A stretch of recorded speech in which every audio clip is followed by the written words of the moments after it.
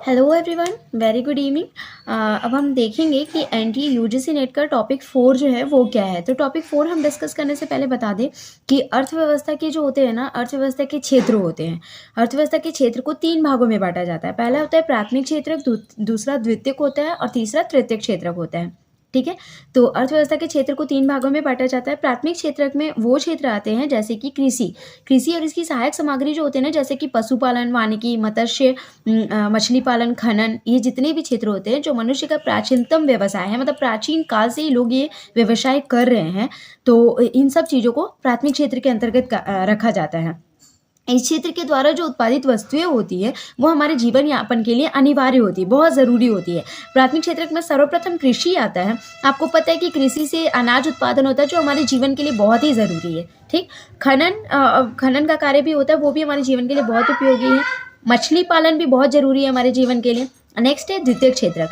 द्वितीयक क्षेत्रक में क्या क्या आता है? द्वितीयक क्षेत्र को औद्योगिक क्षेत्र भी कहते हैं, मतलब जितने भी प्लांट बैठे हुए हैं ना, जितने भी नौकरी के लिए कारखाने लगे हुए हैं, जितने भी कंपनी है, चीज़ों का जो प्रोडक्शन करते हैं वो सब द्वितीयक क्षेत्र के अंतर्गत आते हैं। ठीक है। इस क्षेत्र में विनिर्माण, निर्माण, विद्युत, गैस और जल आपूर्ति, इन सब चीज़ों को महत्व दिया गया है। ठीक। तृतीय क्षेत्र को सेवा क्षेत्र भी कहते हैं और इस क्षेत्र में वस्तुओं का नहीं वरन सेवाओं का उत्पादन किया जाता है। वस्तुओं को नहीं उत्पादित किया जाता, सेवाओं को उत्पादित किया जाता है। जैसे बैंकिंग में जितने भी कार्य होते हैं वो सर्विस होते हैं, वो कोई काम नहीं होता है, किसी चीज़ का प्रोडक्शन नहीं होता। हम पैसा वहाँ जमा करते हैं, लोग उस पैसे को फिर निकालते हैं, फिर अपने ज़रूरत में यूज़ करते हैं। बैंक उस पैसे को लोगों को लोन के रूप में देता है। तो ये सब जितने कार्य होते हैं वो सर्विस होते हैं, सेवा होते हैं, उससे कोई प्रोडक्शन नहीं होता है। तो इसीलिए इन सब चीज़ को सेवा क्षेत्र के अंतर्गत रखा जाता है। ठीक है। तो संचार होता है, भंडारण होता है। भंडारण मतलब अनाज का भी भंडारण करते हैं हम लोग, कोई भी चीज़ को स्टॉक करते हैं, तो ये सब सेवा क्षेत्र के लिए होता है।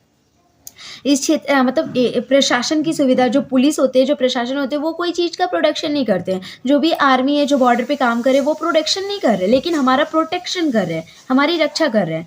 तो ये सब सेवा क्षेत्र के अंतर्गत आता है, तो इसलिए इन्हें सेवाओं में सम्मिलित किया जाता है। तो इस क्षेत्र को विकसित होने में प्राथमिक और द्वितीयक क्षेत्र का भी हेल्प लिया जाता है। इनके हेल्प से ही ये विकसित होते हैं। जैसे कि एक आर्मी मैन है, अगर वो बॉर्डर पे हमारा प्रोटेक्शन कर रहा है तो उसके लिए उसको अनाज वहाँ पे रहने के लिए, सर्वाइव करने के लिए ज़रूरी है।